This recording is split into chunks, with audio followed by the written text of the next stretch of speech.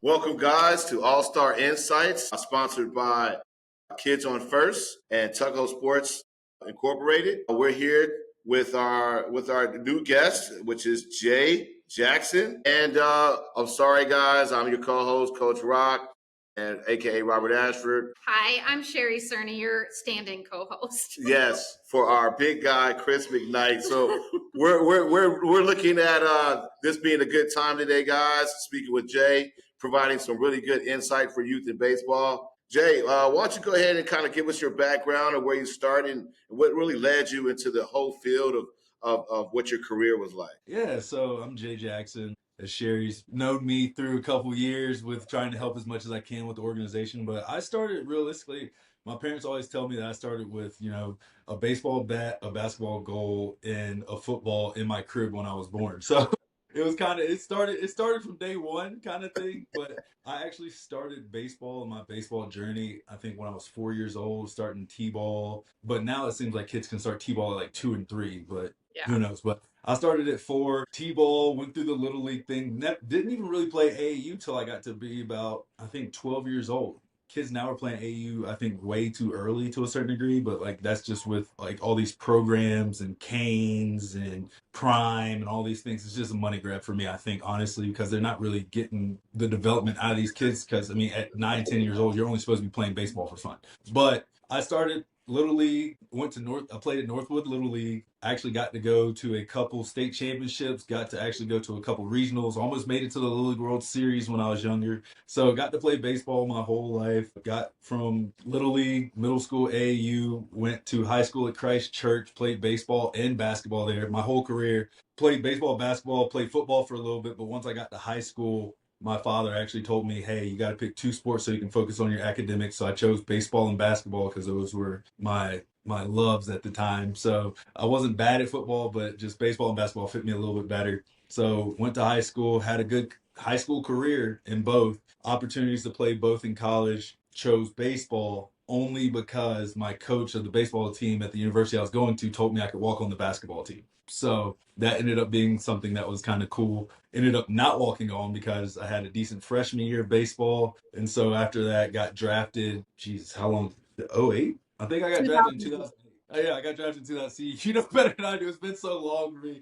But Do you want to know the team? It was the Cubs, just so you know. well, yeah, no, yeah, the gold Cubbies. Like, I actually, the guys that won that World Series, I had played with a lot of those guys. I was actually hoping to be, and wanted to be one of those guys that broke the curse and be a part of that team. Didn't get a chance to, but it's all good. But got drafted in 2008 and played 17 years and just retired in January of this past year of 2020, no, March of 2025. And that was my baseball career. Had some adventures, went and played overseas, played in Japan a couple years, played in Venezuela, played in Mexico for a few years. Been blessed. Definitely been blessed to win a lot of games, a lot of championships, just go everywhere and just try to be part of something special. That's what, 30, 38, 34 years in baseball, I say. 34, 30.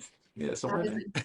Yeah, that is awesome, man. Can you speak to the transition and you having to transition from state to state or team to team and how you just kept a excuse me, a clear mentality and a laser focus throughout the transitions from state to state or team to team? I say it like this, and I tell people all the time, and if people look at my Instagram and know me to a certain degree, it's just doing what you love to do that makes you what makes you happy, and then worrying about the rest from there. So for me, it was just like, okay, I'm playing baseball. As long as I have an opportunity and people are giving me a chance to play baseball, then I'm just going to enjoy it and be the best I can. And I can't worry about the other extenuating circumstances. Unlike, that kind of gets a lot of people in trouble is you worry about the out, like what city I'm going to. I mean, granted, if you're making a lot of money and you have a choice, yes, go to the best place that's going to fit you and your family. But if you don't, you can't worry about that. You just have to take what you have in front of you, make the best out of each opportunity. And so that's what I tried to do. And I've literally, like I said, I've been everywhere, been across the country. And just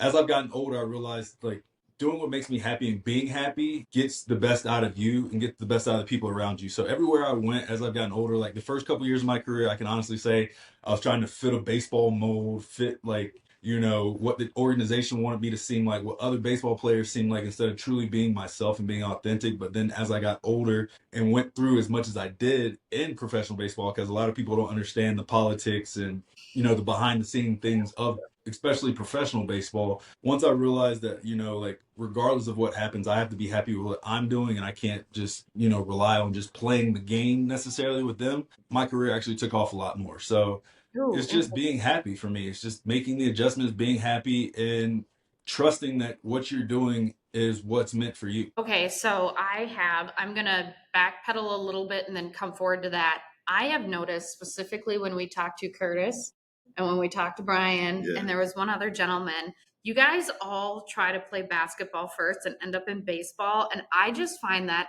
absolutely hilarious. I love that. I love it. I'm going through that with my son now. Actually, he plays basketball and baseball. So It's so funny because they're like, "Oh, I it's wanted to play crazy. this, I wanted to play that," and here I am in the major leagues. I'm like, But so did like Alex Rodriguez, Eric yes, Jeter. He did the same. it's insane. So I Well, just think that's cool. I Awesome. tell kids the thing that happens now because of I guess, the accessibility to things and people being able to look at it on TV Yep. and social media and stuff all the time. And again, I feel like some of these places are just money grabs, so they're throwing this at you all the time. But I tell kids all the time, play as many sports as you can, and then find what you love to do. But then when you find what you love to do, it's not necessarily like, especially as a young kid, it's not necessarily like, hey, I'm gonna go just do this 100% of the time. Like, yeah, but like Yeah. you need to play other sports, use your body in different areas, move differently, so you're more well-rounded. But also for me, I think the big thing in kids playing other sports is the people they meet when they play those sports, Yeah. because you never know that, like, your best friend might play a completely different sport, and if you have to just literally talk about baseball or basketball the whole time with that person, yeah, you might have that in common, but at a certain point, if you're going to clash heads or something like that, and you need people that are not in that same niche to, like, pretty much just help support you when the people that are in that same thing can't. And then the one thing that I wanted to talk to you about, obviously, you know me as a writer, you know me as a fan, and then just like hunting you down because I thought you were awesome and just this really cool relationship that we've started. So is it fair to say that when you guys get released, and I was frustrated when you got released, understanding that it is a business and I get it, but at the same time there are other people in the bullpen and you're like, really? I'm not okay, sure. But then is it fair to say, like, when now I can't Johan Duran, when he got released or traded, sorry, to the Phillies, and I think I cried for 2 days because that was so hard. Is it safe to say that we might get more emotional than you at that aspect, and how do you handle the emotions yourself? And I know you touched on it a little bit, but is it fair to say that us watching our cornerstone players leave potentially is harder on us, or is it definitely harder on you guys? And I know that's probably unfair to ask. It's hard on both sides, and it depends on how you get released, when you get released, why you get released. Or, I mean, guys that get traded, they know they're going to play again, so they kind of look at it as, I'm getting another opportunity to go play, and I'm going somewhere that necessarily they want me more than where I'm at currently. So that's what guys, when they get traded, I feel like that's how you have to look at it. But it's still hard because depending on how long you've been in that city, how long you've built, a reputation in that community, and help these people like celebrate life, it's going to be hard for you too, because you build community there. Like every city I've ever been in, I've tried to be around as much as I can, because I want to build that community. I want to feel like I'm supporting the people there and the people there are supporting me. And I know that most athletes feel that way. And so when you spend, I mean, Johan spent what, 4 or 5 years there. That's the reason Buck doesn't want to leave. I'm guaranteeing you, that's the reason he doesn't want to leave, is because He loves it. He he's honestly, he I'm like, there's no way he really means he loves it here. But He he loves does. The community there, like, I loved it there too. And just the situation around me was different, where I got released. And now that it's kind of done, I can talk about it. Like, I ended up having to get a PRP in my left knee and my right shoulder. So I was pitching through injuries the whole year. What? Wow. Like, me and the team kind of had a disagreement about it. And so when I first got sent down, I was kind of dealing with stuff, and I told them about it, but they told me to stay and asked me to stay for an extra, like, when they released me the first time and DFA'd me, they told me that, technically they couldn't void my contract out because it was guaranteed at that point. So they're like, hey, Yep. stay around for another week or 2 weeks, we're going to call you back up because we just need a space for the roster right now. And I wasn't throwing bad, but I knew I was hurt and I knew that I wasn't feeling great. But listened to my family and friends, was like, hey, let me go finish off the year in the big leagues because they're saying that you're going to call me back up. And then come to find out when I got called back up, it was actually when they sent me back down again, they could void my contract out. And so it wasn't guaranteed anymore. So it was kind of them trying to, use the system to a certain degree. And so we kind of went through it. We had some back and forth. And then I ultimately got released because I was asking them for an MRI right when I got back when they sent me down the second time because I was like, hey, my knee and my shoulder, I want to just make sure everything's okay. And so when they sent me to AAA, I was like, I'm not pitching again until I actually get it checked out. And so we kind of had a little rift there. And then I ultimately, I think like 2 weeks later, ended up getting released. So that's kind of the backstory of that. So it's different when each person gets released or whatnot. But like if you get released in spring training, and you see that maybe you just didn't cut the mustard for spring training, then that's a little tough. But if you put all the work in you can, you've given everything you can, and then you still get released, that hurts. And that takes a toll on a lot of guys. And a lot of guys, I've seen it in my career, don't bounce back from that because they don't know what's next. They don't know what they did wrong. They're like, hey, I did everything. But ultimately, it does come down to, again, we were talking about before, the politics. Like we might like this guy better, not only because they might have the same stuff, but character wise, or one person or organization might have had a bad experience with that guy. And so now they have a bad opinion of him. So now they're more liable to get him out quicker, even though that might not be him necessarily. So there's different circumstances around it. But each time I think you have a feeling of like sadness on both sides. Fans for sure, especially if Duran, Griffin, all those guys, Louis, you see those guys get traded. You're like, they were a cornerstone of what made our city happy and good and great and camaraderie and community. So it's going to be sadness on the fans' part. But as a guy, you're like, I've been here so long. I felt that the team would have valued me more.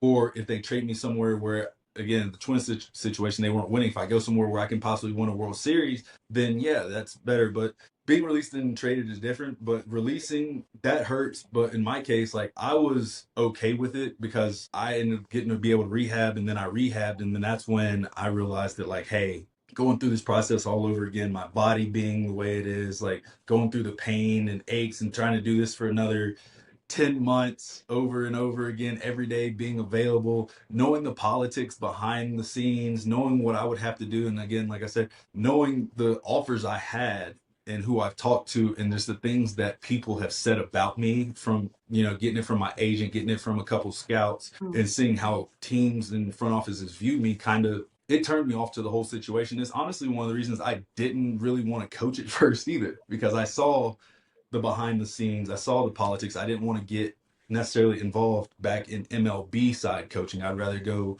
do my own thing. But then I got the opportunity and got asked to coach and be in the MLB draft league. So the release for me kind of actually worked out in the long run because now I'm creating more things. What do you see being the cause of all these Tommy John and all these arm injuries going on, man? And what can some of the youth do to help prevent some of these things from happening, especially that youth that has started late in the game? I think the injuries come from, again, you see a lot of times, and this is no disrespect to Driveline and the baseball ranches here and there, Tread and all these other places, but I feel like they're teaching guys how to just throw hard instead of just move correctly and So use their glad body someone to said just. it. Yay! But But that's real. But realistically, that's after being in the MLB coaching development program and talking to these coaches that are guiding the next future wave of big leaguers in their organizations, listening to them talk about these kids. And if they get pissed off at me, I really don't care at this point. But it's literally these guys are like, hey, he'd be a good pitcher if he threw harder. It's like if he gets outs, he's a good pitcher. Like it doesn't matter how hard you throw. And for me, as a coach, if you looked at the guys I had during the summer for me, and I take this with a grain of salt because I had so many different guys, but also guys were coming off injuries, this, that, and the third. I only had one injury the whole summer. And he came in with an injury and he gave us literally like 5 great starts before he just couldn't finish anymore. But it goes back to me telling these guys, make pitches. It's not always about throwing your hardest. Like I had 2, 3 guys that were 95 to 99, but when they're trying to throw 99, 98, 99, they're all over the place and then they can't get back in the zone because you're trying to throw too hard instead of me working. And then we worked with them kind of, again, I created a baseball mentorship curriculum and I used that this summer. And so for me, I used that with them. I was like, hey, focus on being like perfect and executing your pitches rather than throwing hard. Once you get your location down, then you can step on the gas and see what adjustments you need to make and things of that nature. And we ended up winning the championship. Those guys ended up having better, second halves of the season, because we focused not on necessarily throwing hard, but necessarily getting outs, being in the zone, things of that nature. And again, that's no disrespect to Driveline and all these guys, but they teach you how to get your body in a position to throw as hard as possible and to spin the ball as much as you can instead of just hitting spots. They're like, oh, if you spin this ball here, then you'll hit your spot. No, because it's not going to be the same every time. If I tell and teach myself to hit a location every time, then if I'm off a little bit, then I can make the adjustments a little bit better than just trying to spin it harder and just throw it harder, because then my body's still out of whack every time because I'm trying to do something different every time. But to go back to what kids need to do in the injuries, I think first it goes back to moving properly, but that's also, I think, has to do with kids playing other sports, because then you get to move your body. You can see how your body moves and like what areas you need to focus on. But then second, I think it goes to finding your balance in your foundation first. First chapter of my book is foundation. And that's why I told my guys all the time, find your foundation and then work from there. A lot of these guys, they just throw hard and they feel like that's their foundation instead of finding their foundation and then figuring out how to throw hard. I didn't always throw hard. They probably wouldn't have, like right now, I probably wouldn't have got drafted because as a starter, I was high school, college, I was 88 to 92, 93, topped out at like 95. That's crazy though, because we think of the Nolan Ryan. We're all old enough to remember Yeah. Nolan Ryan, Randy Johnson, Roger Clemens, like 88 off speed tricked everybody. Greg Maddox. Oh yes, Greg Maddox. You Yeah. know that 88 mile an hour ball would just like, meow, and it fooled everybody. Yeah. When you were in last year with the Twins, the Chicago White Sox had 60 Tommy John surgeries within that 18-month period. So how do you feel about, I know. I'm hoping they hire me as their coach, though. If anybody from the White Sox watches this, you guys should hire me. Me and Will actually played together too. Their manager, we played together. Obviously, like you said, the White Sox have some problems with their pitching.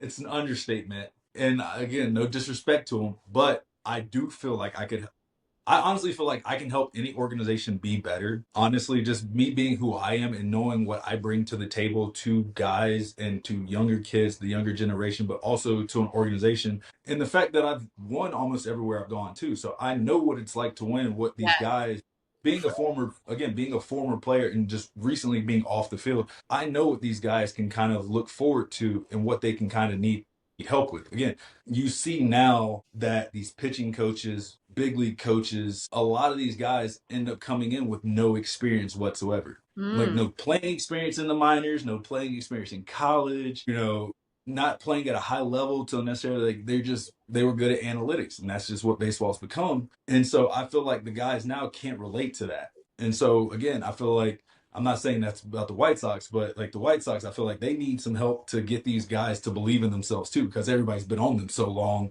that like they're losing some of their feel too. And the White Sox is a great organization. They've won World Series. They're playing little brother to the Cubs now, which they shouldn't, because they've had a chance to build something there to compete with them. And the Cubs are kind of in this lull right now too. Well, they're good, but the names and the foundation that they have isn't the same as when they were winning the championships back in the day. You know what I mean? Like they're developing well, but they're not bringing in some of the guys that they need to. So I feel like this is a time the White Sox really should be pushing the gas to try to be better, especially with, the AL Central being what it is too. The Twins are kind of on a rebuild right now, and that's they shouldn't be. They shouldn't be. Like with the team they had, they shouldn't be. But you look at the Royals, a lot of their guys are getting older and they're kind of getting the Guardians are right there. They're always going to be the same. They're going to play small ball. They're going to do what they need to do. With all these teams, I feel like the White Sox have a chance to be good. It's just what the front office wants to do too. And again, like you said, the pitchers, injuries, I think that's an organizational thing. You see the organizations that have a lot of injuries, they don't stop having a lot of injuries until they change like who's running the organizations necessary.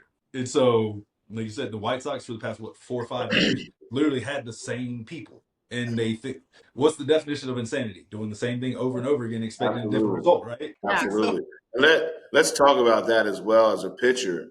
Going in with a game plan, what do you tell the youth that need to understand how they need to relax? They don't need to be so tense and things of that nature, just to help them have a game plan of how to be more consistent on the mound, just so that umpire is not calling all crazy types of the zone, because then it confuses the umpire as well when a player is all over the zone and then they start complaining about different things. So can you kind of hit on giving youth some game plans that they can have as pitchers? I think this is a game plan not only for pitchers, but for any sport, regardless of what you're doing. Because my stepson now, it was his first year playing football this year in Utah, and the man's a beast. He's 6'7", 280, and he's a sophomore.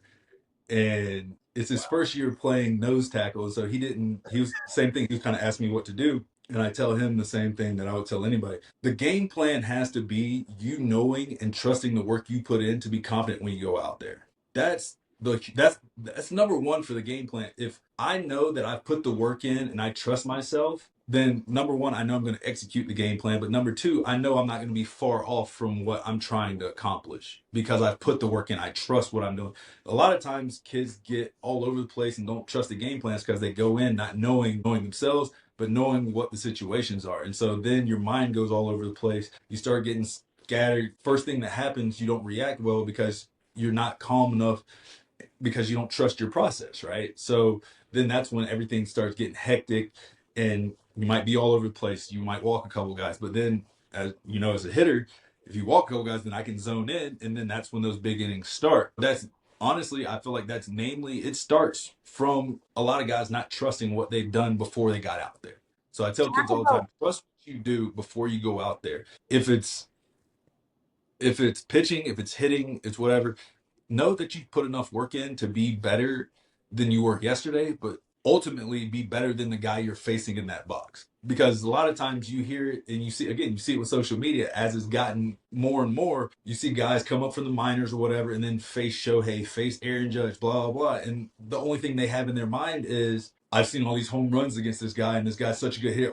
That's all they hear. So they go in and they lose track of themselves instead of trusting that I'm here for a reason to get these guys out. Yes, has Aaron Judge hit a home run off me? Yes. Has Shohei Ohtani hit a home run off me? Yes. Have I struck both of them out too? Yes. So it doesn't matter. If they're going to get me, I'm going to get them. You have to just trust what you're doing out there. And like I said, last year with Minnesota, it was just my numbers look really bad.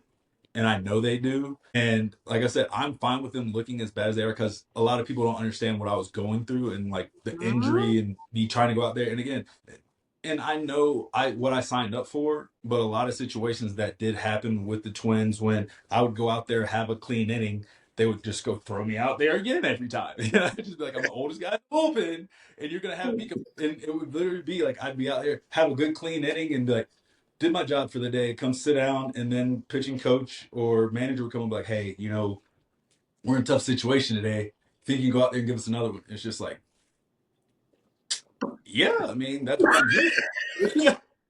But like that wasn't what I thought about at first. But I mean, that goes back to game planning too, though. Like if you have a game plan as a manager, as a pitcher, or whatever else, and that gets sidetracked, and then again, you see it all the time. You have a game plan, you come in, manager, same thing, get your clean inning, and that's probably a fault of my own at the same point. That like I probably should have been better at that, but at the same time, you come in you're like, hey, you did a great job.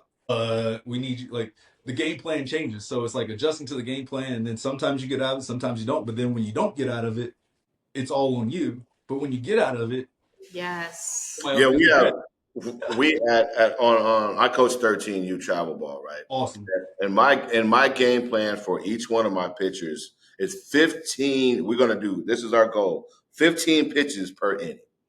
You give me 15, Oh, we're on track. You know That's why? Because that's about the average per inning, so that it works in your favor. Am I right. not right by saying that, No, Jay? 100%.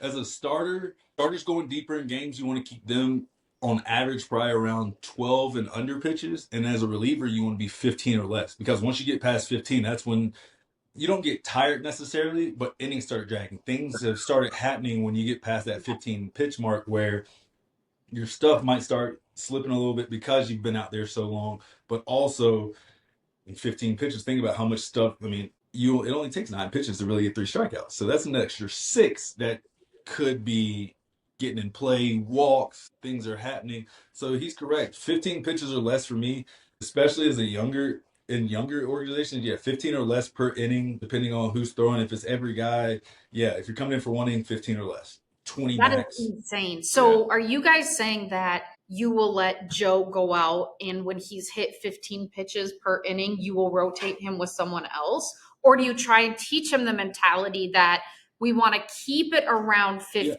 every inning? So let's get there with strength, conditioning, mechanics, everything. Let Jay That's go first. Yeah, that's the mentality you want to have with your pitchers. I think for me it's you always want to set a goal with it's 15 per inning is a attainable goal. As a starter, 12 or less is normally a little harder Yeah. because once you get to that second, third time through the orders, guys are trying to see more pitches. And again, you have it where most hitting coaches and baseball players know that starters, the longer they get in the games, the more pitches they throw is more detrimental, right? So the first inning, they normally tell guys, well, 9 and more, I feel like, with the new hitting, but they would tell guys, hey, work this pitcher the first inning. See as many pitches as you can. You don't see that as much now, I feel like. No. Guys are just trying to just hit home runs. We've talked about it a couple times with just people that I'm close with and then other, guys in front offices and other former big leaguers and stuff. It's become more showcase than playing baseball. Exactly.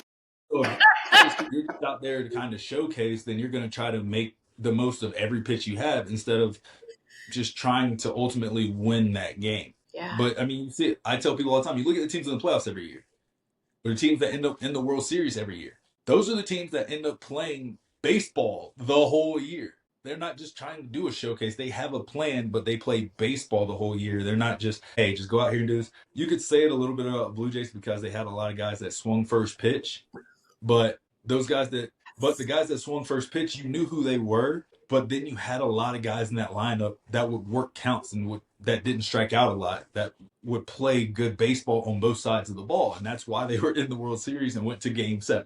Just like the Dodgers every year, somehow, some way. Injuries the whole year. You know what I mean? Injuries the whole year. All of a sudden, World Series. But that's because they build a foundation of playing good baseball too. They're not just out there. You look at Shohei's the leadoff hitter. Shohei works counts with the best of them.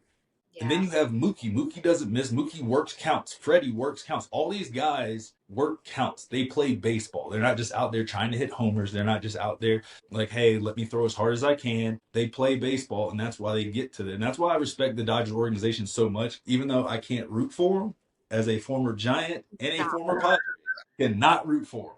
And granted, I was on the last Giants team that won the NL West over the Dodgers. So I know that. I'm hoping that's another job I'm hoping to get. The Giants said that they're changing up their coaching staff as well, and they have, again, no disrespect to the manager that they chose, but he's gonna need help. I heard that Jace is gonna be over there helping him, which is a great call. Jace is a great call to be over there, but I'm hoping that maybe I can get over there and I would love that. Be a viable source to these guys as well. I played with Buster. Know a lot of guys over there in the organization still. If you didn't think you were old before, you are now because you just brought out Buster Olney.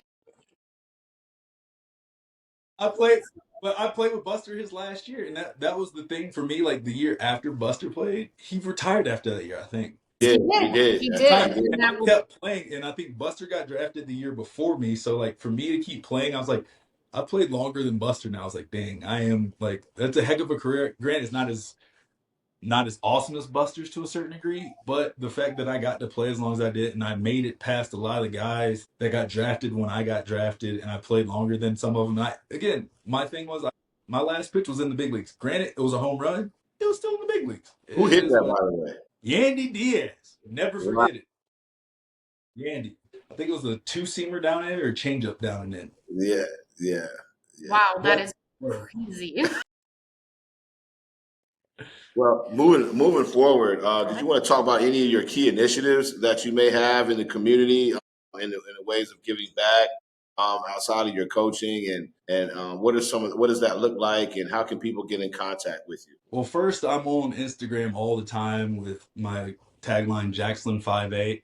But my main things I'm doing right now, Grant, I'm waiting on opportunities to see what happens from the coaching aspect of things. But I've also started a couple other businesses. Right now, I do motivational speaking as well. But my goal for what I want to do with the motivational speaking aspect of it is because I know there's so many motivational speakers out there, is I'd like to first start off with baseball, like either facilities, universities, high schools, and I'd like to speak to them. But then after I do the speech, go help them in practice as well, because a lot of people aren't doing that. You know what I mean? Like speakers normally just go say what they got to say, pump up the team, and leave. I want to go be a part of it and help them be better after that too. Yeah, I'm going to give you the motivational tools and mindset stuff, but then I want to go out in the field and show you, just if it's like an hour, help your pitchers, help your hitters, or whatever else, and show them kind of things that could possibly make them better to go into the season. So I'm hopefully going to hear back from some schools on those things and reach out to a few more. But if anybody ever wants me to do those things, I'm always available. I also have my book that I published, which I actually have back here. 9 Innings to Living Your Best Life. Nice. Self positivity motivational book. I tell people all the time I love it.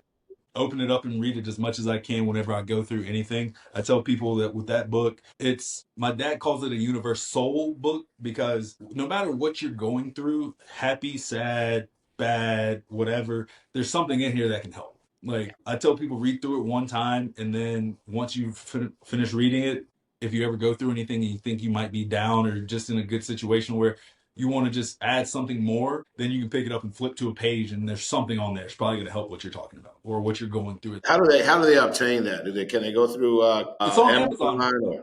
Okay. It's on Amazon. If you want copies and you want signed copies, I'm actually, for the holidays, I'm going to actually drop a link in my Instagram soon, or you can DM me and I'll get you copies and I'll sign it myself. So that's what I'm going to do for the holidays. But then other than that, I'm doing a baseball mentorship program. It's actually, I've started it right now, and all the coaches that I have on the staff for me for this program are all either ex-major leaguers or had extensive time in AAA. And so with this program, I'm actually turning it into an app in January. And so there you're going to be able to pick your own coach, and it's going to be for ages, whoever wants it really. And it doesn't just have to be baseball, but it's baseball centric, because I built a year-long curriculum based off the book, but based off of things that I learned and found out from kids and the guys this summer that worked. We're going to drop it January 5th, and you get to pick your coach. And it's not necessarily helping with your mechanics, because a lot of guys have their mechanical guys. You know what I mean? Like, again, the drive lines, the Florida baseball ranches, the treads, and things of that nature. And a lot of times those guys can't really help you with that next level stuff. They can get you to spin the ball, they can get you to get your best velo and things of that nature, but a lot of those guys didn't make it to that level where they can talk you through, the next step that you need to, with if your right on your spin's not going great and you had a bad week. No matter if you're in middle school, high school, college, pros, whatever, you might need somebody else that you can talk to give you some advice to get you over that hump. And so that's kind of what I'm creating for that aspect. And it's different tiers where you can send videos in, because I want it to be a compliment to the mechanical guys. So if a guy's having a problem and he feels like his mechanics are off, he can talk to us and send us a video, and we can be like, hey, well, your guy is right, or your coach is right. And then we can have a talk with your coach too, to agree with him. Or if we see something that's different that might help you that they don't necessarily agree with, then we can have that dialogue too. So it's not that the kid's getting in trouble, that we're trying to make sure that these kids in the future generation of baseball are at the levels they need to be productive, not only in the minors, but in the majors. But then also, if they don't make it, because we all know how short baseball careers are and how hard it is to make it in baseball, period, especially just in the minors, that, it creates better people, that they don't resent what they're going through as well. Because like I said, I've been through both sides of the politics over here in Mexico, Japan, and I want to be able to give back and help these kids not truly go through what I went through, or at least have a different perspective, or have somebody that can teach them that, hey, don't take it negatively. Use it as something positive so you can go be better yourself, because one door might close and another might open. And I think kids really need to hear that. And I think that's something that we have been trying to really get in our programming, because we do have a developmental league.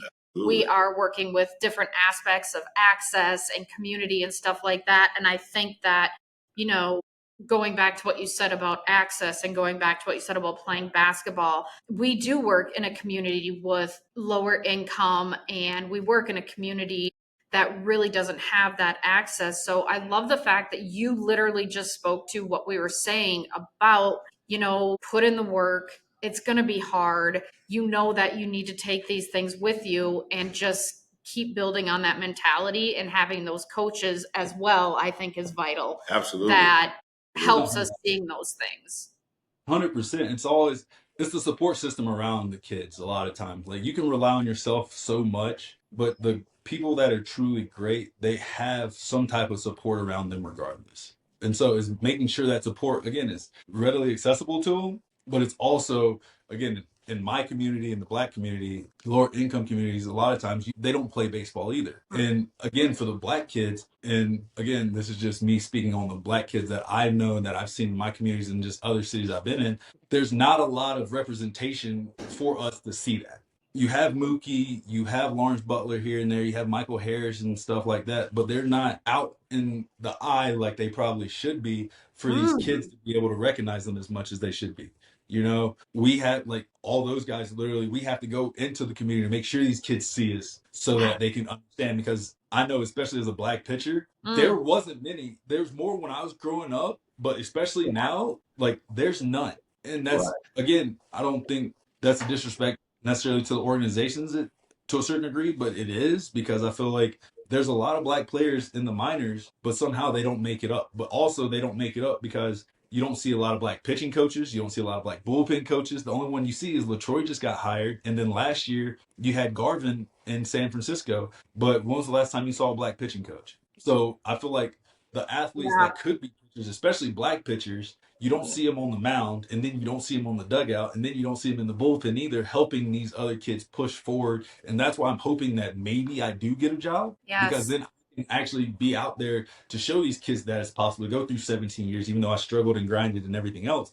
But you can get to this point, and I can help bring others, because there's so many good athletes that don't get a chance because they don't see somebody like them doing it. And I know that like all the old Black pitchers and African American pitchers that I grew up seeing and the ones that I'm friends with still now, they're all doing everything else but baseball, or they're doing like just lessons at home. With the careers that some of these guys have had, they should have been the first ones to be pitching coaches, bullpen coaches, or have an opportunity to be in these. But instead, a lot of these organizations decide to go with analytical guys that have never played, 26-year-old coaches, 25-year-old coaches that are just coming out of college that never, like the guys they're going in to coach right off the bat are already at a level higher than you ever were. Yeah. Right. So let's talk about the fact that LaTroy is still in. Marvin should have been. Why is Marvin Freeman not a light? I don't understand why Marvin's never been a coach anywhere. Like that's crazy to me. But at the same time, that's you have to go look at the behind the scenes things for those. But again, baseball's like one of the few sports. There's no African American owners either. So there's no influence top down really to actually help that. And again, that's just I'm never gonna tell a team how to run their organization because I'm not them. But at the same point, for me, if I'm gonna put the best product on the field, it's not gonna necessarily mean I'm gonna go overlook certain things. You know what I mean? It is what it is. But like I said, for me, it's trying to give back, help as much as I can to these younger guys to show them that it is possible. Like you said, the book, the app. I'm also doing baseball camps around the country too. If people want me to come host baseball camps, I actually got asked to go host one in Texas. I'm going to ask.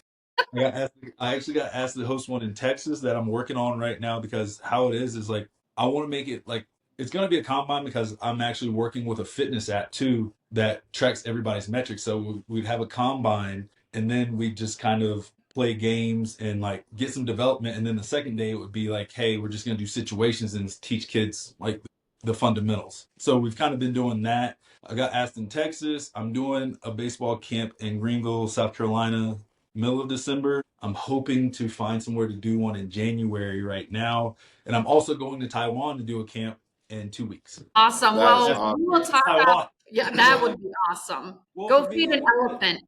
I probably will. But for me, like I said, it was, like I said, MLB and how they do things I wanted to make sure that like I was same thing as everybody else, that I didn't have to necessarily wait for them to offer me something with how baseball's going. I wanted to make sure I was being able to help the baseball community in the way that I could and taking advantage of all the opportunities that I can because like I said, for me, over the past 17, 18 years, MLB to a certain degree, I'm not going to say they haven't treated me fairly because that's not MLB, it's each organization. But I'm going to say, like, the things I've gone through in my career, I don't want to sit around and just feel like I'm waiting for them to hand something to me, even though I've given everything I have to them. I'd rather go where I'm wanted, where I'm celebrated, where people are going to use me in the right way. Because, like I said, for me, I know that whoever gets me, if they do sign me big leagues, minors for a little bit, or whatever else, I'm going to make their organization and their teams better, and their guys are going to be better no matter what. So that's Yeah, just all I'm. real quick, I wanted to touch on that aspect real quick as far as being able to set a trend. It's almost like being likable, but Yeah, being almost like that villain as well. It's kind of a gift and a curse, like an Allen Iverson type of yeah, situation, who really changed the culture of basketball without really playing basketball. You understand what I'm saying? So there has to be that in baseball as well. We can be able to change the culture of baseball without actually playing the game. 100%. And so if we start having that type of mentality, I believe we may have a paradigm shift there. And 100%.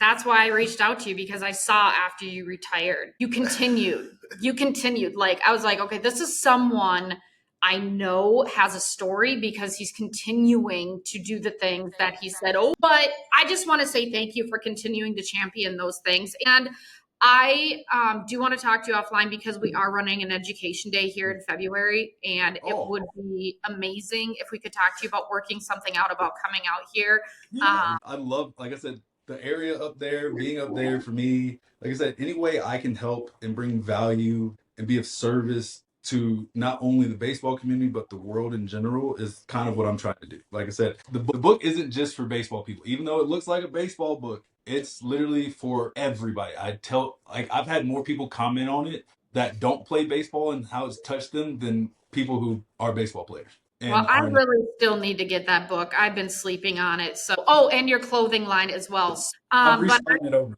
That's restarting. I've got some new merch with this is actually one of the shirts that I'm actually coming out with. So this is actually for the Smile Zone to go with it. So it's gonna be I'm just doing a little bit of everything right now while I've got some time. That's awesome. awesome. Well, thank you for everything today. You know, I could talk to you forever about this and pitching and everything else. So, have a great rest of your day, You as and I well. will be out in touch. And thank you. Thank you, guys. Thank you, Jay. We learned a lot today from you. I hope you guys out there that's watching All Star Insights have learned and gained a little bit more knowledge today and a little bit more understanding of the game. And again, it was an honor having you on, Jay. And we thank you so much here at All Star Insights, hosted by Kids on First and Tuckahoe Sports Incorporated.